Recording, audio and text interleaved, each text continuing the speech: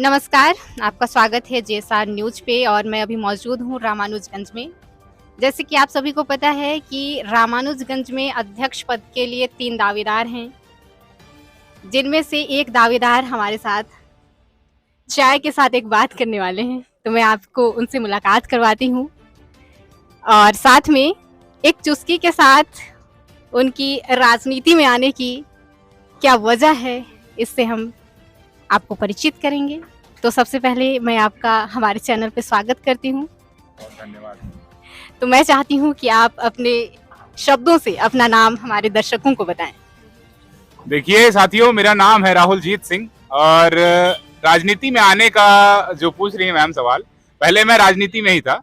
Local MLA जो थे रामानुजगंज के विधायक बृहस्पति सिंह, उनके विधायक प्रतिनिधि के रूप में मुझे काम करने का मौका मिला था सहकारी बैंक में, जहाँ पे मैंने खूब किसानों की सेवा की थी। उसके बाद मैंने देखा कि उनके जाने के बाद कांग्रेस थोड़ा सा बैकफुट पर रही, तो मैंने सोचा कि अगर मुझे फ्रंट फुट पे खेलना है तो मुझे आगे आकर कुछ अलग करके दिखाना पड़ेगा। तो मैंने यूट्यूब पर ही अपना मीडिया चैनल चालू किया। अब उस मीडिया चैनल के जरिए मैं लोगों के बीच बना रहा।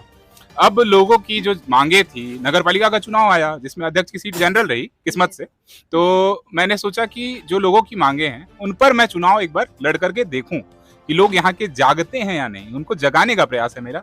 वो जाग जाएं, मुझे चुन लें तो मैं उनके काम करके दिखाऊंगा, और अगर वो गलती कर दें, वापस से उन्हीं को चुन लें, तो भाई माइक लेकर के तो मैं तैयार हूँ अपने मुद्दों के साथ। मतलब कहते हैं आर या पार, आर या पार दोनों में है ना। मिल जाता है तो भी ठीक, नहीं मिलता है तो भी ठीक, वो जनता के ऊपर है। तो आपको क्या लगता है कि आप जैसे अगर जीत जाते हैं तो आप अपने नगर में किन किन कार्यों का शुभारंभ करना चाहेंगे? 20 काम मैंने लिस्ट बना करके रखी हुई है, उसको वचन पत्र नाम दिया है। अब राजपूत हूँ, क्षत्रिय वंश से हूँ। मैंने सुन रखा है, कह रखा है, पूरा रामचरितमानस में लिखा हुआ है, वहाँ की चौपाई है कि रघुकुल रीत सदा चली आई, प्राण जाए पर वचन न जाए। तो घोषणा पत्र नहीं, मैंने वचन पत्र बनाया है। रामानुजगंज के जो भी नगरवासी हैं उनको मैंने 20 वचन नोट कराए हैं और उसका प्रचार लगातार चल रहा है, जिसमें मुख्य मुद्दे में सबसे मुख्य मुद्दा आपको बताता हूँ, बाकी सारे तो छोड़ो। लोगों का कहना है कि बहुत सारा घोषणा कर रहा है जिसको पूरा नहीं कर पाएगा, ढकोसला कर रहा है, धोखा देगा आपको।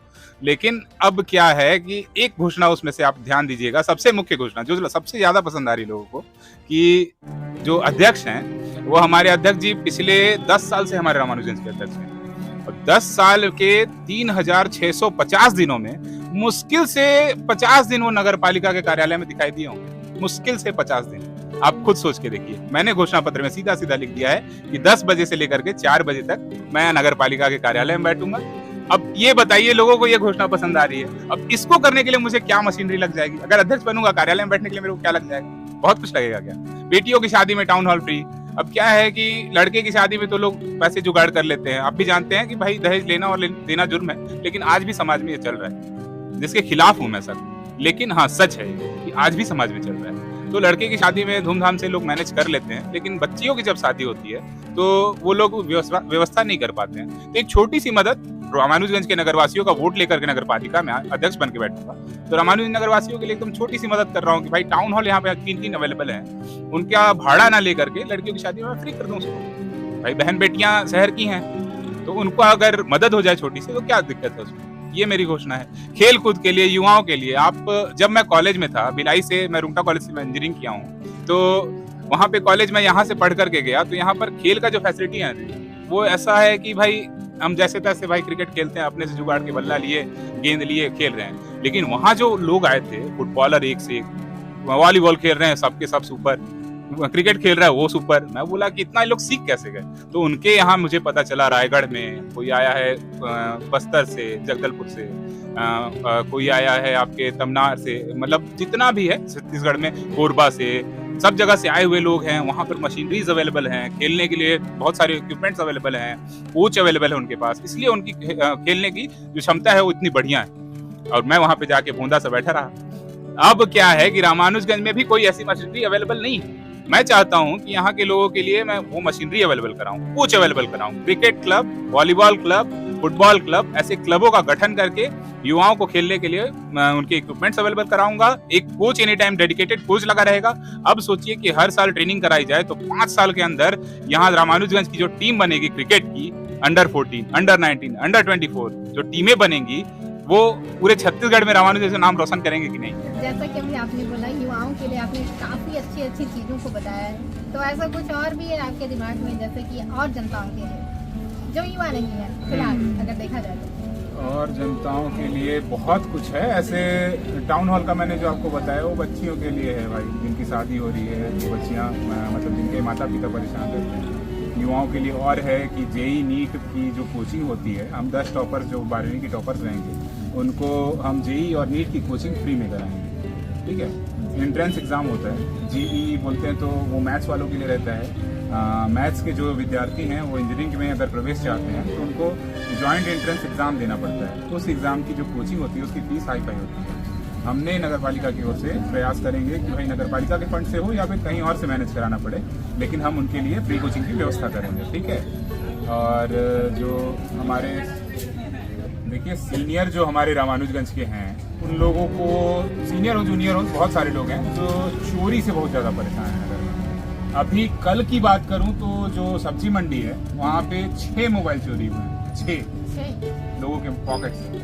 तो मेरा जो प्लान है, 15 वार्ड है रामानुजगंज में, नगर के मुख्य चौक चौराहों को लेकर, वार्ड के एंट्री एग्जिट पॉइंट को लेकर अभी मुझे 100 CCTV कैमरा लगाने हैं जिन पे लगातार निगरानी चलती है। ठीक है, जो चोर हैं वो निकल करके भागने में सक्षम ना हो। राजेश ज्वेलर्स में इतनी बड़ी चोरी हुई थी, बहुत फक्र की बात है कि हमारी पुलिस ने उनको अरेस्ट कर लिया है। पंजाब से, गोवा से, कहाँ से उनको पकड़ कर दिलाए हैं, लेकिन उनको बेस जो है उनका टेक्नोलॉजी है। पुलिस भी उन तक पहुंची है तो टेक्नोलॉजी के चलते पहुंची है। तो मेरी रामानुजगंज में ऐसी टेक्नोलॉजी रहे कि किसी भी दुकान से कहीं से भी उठाईगिरी हो रही है, चोरी हो रही है, तो भाई उसको कवर करने के लिए हमारे पास CCTV उपलब्ध हो, जिसका सर्विलेंस हमारे नगर पालिका में उपलब्ध हो। कि कोई चोरी हो तो आदमी को इधर उधर पुलिस वालों को भटकना ना पड़े कि सर आपके यहाँ कैमरा लगाया तो हमको दिखा दीजिए फुटेज, सर आपके यहाँ कैमरा लगाया तो हमको फुटेज दिखा दीजिए। वो मशीनरी उनके पास अवेलेबल होनी चाहिए ना, प्रशासन के पास अवेलेबल होनी चाहिए। उस मशीनरी के लिए मेरे को काम करना है, जो हर वर्ग का जो व्यक्ति है उसकी जरूरत पर काम करना है। तो जैसे कंट्रोल रूम की व्यवस्था रहेगी जी, तो उसमें आपने क्या सोचा है कि किस तरीके के लोग उसमें से आप लेके आएंगे?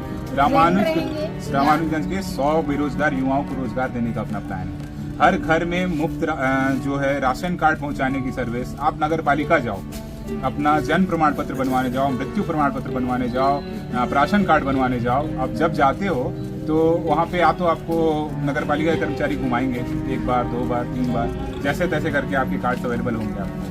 अब क्या है कि मेरे वाले स्कीम में आपको घर पहुंच सेवा मिलेगी। आपने ऐप पर राशन कार्ड के लिए अप्लाई किया, आपके घर पे युवा मितान आएगा मेरा, जो नगर युवा मितान मेरे पहुंचेंगे, जो मैं अपॉइंट करूंगा। उन 100 बेरोजगारों में वैसा है कि अब वो मितान पहुंचेगा आपके घर पे और वो घर से आपके डॉक्यूमेंट्स लेगा, वो नगर पालिका में जाएगा, दस्तावेजों की कार्यवाही करेगा और उस कार्यवाही के बेसिस पे आपको कार्ड बना करके आपके घर तक पहुंच सेवा देगा। ये विचार तो वैसे काफी अच्छा लग रहा है सुनने में, अब जब होगा तो लोगों को और अच्छा लगेगा, है ना? तो इन युवाओं को आप जो बेरोजगार हैं उनको रोजगार भी दे रहे हैं एक तरीके से, ठीक है। तो महिलाओं के लिए आपने क्या सोचा है? महिलाओं के लिए देखिए सबसे बड़ी परेशानी नगर में शौचालयों और मूत्रालयों की है। अब क्या है कि पुरुष जो वर्ग है वो भाई मजबूरी में कहीं भी, ऐसा किसी का चाहत नहीं रहता है कि वो खुले में ये सब काम करे, लेकिन पुरुष वर्ग जो है वो कर लेता है जैसे भी। लेकिन आप नगर के भारत माता चौक पे पहुंचिए, वहां पर जो शहर में आप रामानुजगंज पहुंचे ना तो चांदनी चौक पहले बोला जाता था, अब भारत माता चौक है वो। लेकिन क्या बोलते हैं वहां पे आप सबसे मुख्य, अगर रामानुजगंज पहुंचे हैं तो चांदनी चौक पे पहुंचे तो रामानुजगंज पहुंचे बोला जाता है। वो चौक पे आप जाकर के एक बार, मेरे कहने से एक बार जाकर के उस वहां पर जो अवेलेबल है प्रसाधन है उसको देखिए, उसकी हालत देखिए, तब आपको समझ में आएगा। महिलाओं को कराने के लिए मान लीजिए हर पुरुष वर्ग के लिए और महिला वर्ग के लिए अलग अलग शौचालय और मूत्रालय की व्यवस्था जहाँ जहाँ पर भीड़ लगती है, बाजार हो, जहाँ मतलब जहाँ पे जरूरत वैसी जगहों पर हम अवेलेबल कराएंगे। और नगर में देखिए एक और परेशानी है कि गायें आपको सड़क पर दिखाई दी होंगी आते जाते बहुत सारी। अब हमारे पास भूपेश बघेल जी जब मुख्यमंत्री रहे थे तो उन्होंने गौशालाओं का निर्माण कराया था, गौठान बोलते थे, गौठानों का निर्माण कराया था। लेकिन वो गौठान अब एकदम साइलेंट पड़े हुए हैं, वहाँ पे कचरा जमा हुआ है, किसी को कोई मतलब नहीं वहाँ क्या हो रहा है क्या नहीं हो रहा है। तो उस गौठान को हम पुनर्जीवित करके वापस से शानदार जो सुव्यवस्थित गौठान होता है वैसा गौठान बनाएंगे। और 1900 बेरोजगार युवाओं को रोजगार देने वाला जो प्लान है उन्हीं में से कुछ हम इसमें भर्ती करेंगे कि वो गौशाला तक पहुंचाएं गायों को रोड से भगा करके, और वहां पर क्या बोलते हैं उनको व्यवस्था दें। और उसके बाद जो घर से आते हैं तो भाई घर से बाहर जो छोड़ रहे हैं उन पर फाइन लगाएं, थोड़ा बहुत फाइन रहेगा नॉमिनल, भाई जो लोग भर सके। घर से मेन क्या है ना, गाय का दूध लेते हैं और उसके बाद गाय को रोड पर छोड़ देते हैं। अब रोड पे वो गाय बाधा ही नहीं बन रही है, गाय जान भी गंवा रही है। गाय हमारी माता है ना, रोड पे जान गंवा रही है तो कैसा लग रहा है, वो बड़ी परेशानी जी। जानवर मैं बोल रही हूँ, आपने माता कहा, ठीक है, मैं आपका नहीं, हाँ नहीं आपको मैं बता रहा हूँ, पालने वाले लोग पालने लोग क्या करते हैं, उनको छोड़ने की वजह से कई एक्सीडेंट ऐसे होते हैं जी। मैंने अपने आंखों से देखा है इन सब चीजों को। ऐसे एक्सीडेंट जो होता है ना कि रास्ते पे रहते हैं, है ना, अचानक से गाड़ी आया, वो गाड़ी उन पे चढ़ के अनबैलेंस होने के बाद में फिर किसी और को जाके ठोक रहा है। ऐसे में बहुत ज्यादा, मतलब काफी ज्यादा। इसके विषय में आपको क्या लगता है? उसी परेशानी को हल करने के लिए तो मैंने ये योजना निकाली है। भाई हमारे पास गौठान अवेलेबल है, उसको रिनोवेट तो करना है बस। हम जाएंगे उसको रिनोवेट करेंगे, गायों को उठा कर लोगों को जागरूक करेंगे। भाई जब फिर भी छोड़, आवारा पशु, आपने जानवर कहा ना, मैंने भी अपने मैनिफेस्टो में आवारा पशु लिखा है। मैं उसे मां मानता हूँ, फिर भी आवारा पशु लिखा है। क्यों लिखा है? उन लोगों को जगाने के लिए जो गायों का दूध दूहने के बाद उसको छोड़ देते हैं रोड पर, केवल यूज कर रहे हैं। हाँ, तो उन्होंने आवारा पशु बना कर रखा हुआ है गाय को। और जैसे कि सफाई अभियान जो चला हुआ है, पिछले बार नहीं बोल सकती हूँ, कई सालों से चल रहा है ये स्वच्छ भारत मिशन जी। तो आपके रामानुजगंज में कहाँ क्या स्वच्छ हुआ है? आपको मैं बता दूं, रामानुजगंज में कन्हर तट पर लोग शौच करने जाया करते थे सुबह सुबह। रामानुजगंज में मोदी जी की योजना के तहत, मोदी जी को मैं सादर धन्यवाद करता हूं कि घर घर शौचालय की व्यवस्था करी। नगर पालिका को भी काफी फंड दिया शौचालय बनाने के लिए, लेकिन आप जा करके देखिए कि शौचालय बंद पड़े हैं। इतना गंदा है हालत ना कि लोग अभी भी नदी किनारे जा रहे हैं, बहुत सारे लोग। इसका कारण क्या है? कारण यही है कि शौचालय व्यवस्थित नहीं है ना। शौचालय गंदा रहेगा, आप खुद सोचिए, आप पब्लिक टॉयलेट में जा रहे हो, वो गंदा रहेगा तो आप उसको यूज कर पाओगे? तो ये सार्वजनिक है जी। तो सार्वजनिक में क्या ऐसा कुछ व्यवस्थित लोगों को नहीं रखा गया, सफाई के लिए? है, मशीनरी अवेलेबल है, लेकिन अगर उपयोग करता, आप बताइए कि नगर की पूरी जनता मिलकर के 11,000 की जनसंख्या है रामानुजन की, वो लोग मिलकर के एक व्यक्ति को चुनते हैं, किस लिए? नगर की सेवा करने के लिए ना। अब वो व्यक्ति कहाँ मिलते हैं? अपने घर पर। और वो भी आपको मिलेंगे नहीं, आप जाओगे, पहले क्या होगा कि भाई है कि नहीं घर में, पता करना पड़ेगा। अब घर में नहीं है तो आपको दूसरे दिन आना पड़ेगा, तीसरे दिन आना पड़ेगा। लोगों की समस्याएं उन तक पहुंच ही नहीं पा रही, तो हल कैसे करेंगे वो? अधिकारी तो भाई वो तो पड़े हुए, उनको क्या मतलब, उनके पास तो सब कुछ अवेलेबल है, उनको बाहर जाना ही नहीं होता है। लोगों को जरूरत है ना। अब लोगों की जरूरत पड़ने के लिए, पूरी करने के लिए उनका जनप्रतिनिधि अवेलेबल नहीं है, तो कौन जरूरत है? यहाँ पे ये कह सकते हैं हम कि उनको लगता है कि हम तो जीत ही जाएंगे, तो हमें कुछ करने की जरूरत नहीं है, ऐसा कुछ है क्या? अब समझ सकते हैं वैसा ही। अभी भी अगर मैं खड़ा नहीं होता निर्दलीय प्रत्याशी के रूप में, तो लोगों के पास कांग्रेस और भाजपा दो ऑप्शन है। अब कांग्रेस की हालत तो ये है छत्तीसगढ़ में कि भाई क्या होगा क्या नहीं होगा कुछ पता नहीं है किसी को।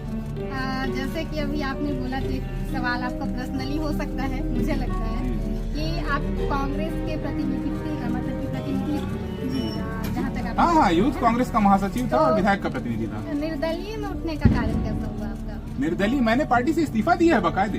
क्या हुआ है कांग्रेस में कि जैसे ही विधायक जी यहाँ से उनको किनारे किया गया, तो कांग्रेस में, यूथ कांग्रेस है खास, मैं कांग्रेस सीनियर कांग्रेस के बारे में बात नहीं कर रहा। सीनियर कांग्रेस तो भाई सीनियर है हमारे, उन्होंने मदद करना चाहा, लेकिन अब वो थक के बैठ चुके हैं अपने घर में, तो क्या मदद कर। यूथ कांग्रेस जो है उसमें जो हमारे लीडर्स है मैक्सिमम, वो क्या करते हैं कि भाई हम ही सीनियर है, हमारी चलेगी। अगर आप अच्छा काम कर रहे हो तो आपके काम को रोका जाएगा। आपके साथ दो लड़के घूमते दिखे तो उनको मना किया जाएगा कि आप मत घूमो उसके साथ, उसको क्यों हीरो बना रहे हो, मेरे को बनाओ। ये परेशानी हो रही है, और ऊपर कोई बैठा नहीं है जो इसको देख करके इस पर कार्यवाही कर सके। एक क्वेश्चन और रहेगा जी, ऐसा क्यों होता है एक ही पार्टी में, मतलब पार्टी नहीं बोल सकती हूँ मैं, एक ही दल है मान के चलिए, तो उन दलों में ऐसे मतभेद ही क्यों होते हैं? आप उस चीजों को देखिए, दल खराब नहीं होता है, व्यक्ति खराब होता है, व्यक्ति की सोच खराब होती है। और व्यक्ति क्या करता है, एक मछली पूरे तालाब को गंदा कर देती है, बोलते हैं ना। तो वही व्यक्ति क्या करता है कि अपनी चलाने के चक्कर में पूरे दल को एकदम नाश करके रख देता है। समझे बात को? अब क्या है कि अगर हमको उसको ठीक करना है, आज कांग्रेस वापस से मुझे अपनाने के लिए तैयार है। मैंने इस्तीफा दिया था सामने से, अपनाने के लिए तैयार है। उन्होंने पार्टी से टिकट देने का भी ऑफर किया पार्षद पद के लिए, लेकिन मेरा स्टैंड फिर भी प्रूफ नहीं हो पाएगा ना।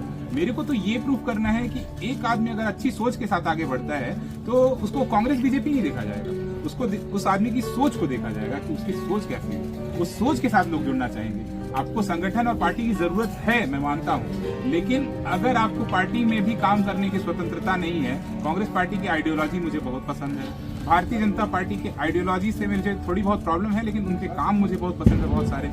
लेकिन अगर काम करने का स्वतंत्र मौका एक युवा को नहीं मिलेगा तो एक युवा अपना रास्ता चुन करके अपना रास्ता बना सकता है, ये मुझे प्रूव करना है। अगर बोलते हैं कि भाई सीनियर जो बोल रहे हैं मानना पड़ेगा, संगठन है, तो वैसी व्यवस्था में मुझे नहीं चलना है, मुझे अपना रास्ता बनाना है। मतलब आप चाहते हो कि मैंने जो कमियां देखी हैं उनको मैं खुद पूरा करूं? हाँ बिल्कुल, ताकि किसी का दबाव ना रहे जी, ताकि कोई कुछ बोल ना सके जी, ये आपका विचार है। हाँ बिल्कुल। अगर युवा नहीं, पार्टी का जो युवा है ना, वो अगर चाहे तो अपना रास्ता बना सकता है। उसको ये समझाना जरूरी है। अगर उसके अंदर जोश है तो सब अपने जोश को मार करके जबरदस्ती एक दूसरे के पीछे घूमने में मजबूर हैं संगठन के चलते। तो आप युवाओं को ये संदेश देना चाहेंगे कि आप अलग पार्टी बनाओ अपनी? नहीं नहीं, बिल्कुल उस संगठन में काम कीजिए, लेकिन अगर आपकी संगठन नहीं सुन रहा है तो आपको दूसरा रास्ता बिल्कुल चुनना चाहिए। अगर आपको बात रखनी है, और मैं बात रख रहा हूँ, डंके की चोट पर रख रहा हूँ अपनी बात। आप लोग इसकी गवाही आज रामानुजगंज को देते हुए देखेंगे आने वाली 15 तारीख को। तो सिंह जी, आपसे तो काफी बातें होती रहेंगी, बीच में हम आपसे और भी बातें करेंगे, लेकिन फिलहाल अभी मैं जानना चाहूंगी कि आप अपने मतदाताओं से कुछ कहना चाहेंगे तो प्लीज। मतदाताओं से बस इतना कहना है कि आप लोग जब 11 तारीख को वोट करने जाएं, पहले तो जाएं, वो ज्यादा जरूरी है। क्योंकि वोटर्स बहुत सारे हैं जो मन मार कर घर में बैठे हुए हैं कि क्या होना है, कांग्रेस आएगी या बीजेपी, और जो होता रहा है वही होता रहेगा। तो ऐसा मन मार के मत बैठिए। आपके लिए मार्केट में राहुल जीत सिंह निर्दलीय प्रत्याशी के रूप में अवेलेबल है। और अगर आप वोट करना चाहते हैं, कांग्रेस को करो, बीजेपी को करो, मुझे कोई मतलब नहीं है, मुझे करो। अगर मुझे सपोर्ट करते हो तो मैं रामानुजगंज के अंदर काम करके दिखाऊंगा आप लोगों को, ये मेरा विश्वास है। और अगर मेरे विश्वास पे आप लोगों को विश्वास है तो एक बार समर्थन करके देखिए। मैं एकदम, अगर मैंने अपने 20 घोषणाएं की है तो मैं 21 पूरी करूंगा, 20 नहीं करूंगा। तो दर्शकों, आपने अभी मिला हमारे भाई युवा नेता जो है, नाम नहीं लेना चाहूंगी। आप लीडर बनने का शौक नहीं है मैम, सेवक बनना है। आप तो नेता ही बन रहे हैं जहाँ तक देखा जाए। अब जो बोल लीजिए, शब्द अलग हो सकते हैं लेकिन भावना सेवा की। तो दर्शकों, अभी आपने सुना हमारे भाई की बातें। उम्मीद करते हैं कि आपको पसंद आई होगी, और जैसा कि इन्होंने आप लोगों से बातचीत की है, आप इनके बातों को गौर करें और हमारे चैनल को लाइक सब्सक्राइब करते रहें। धन्यवाद।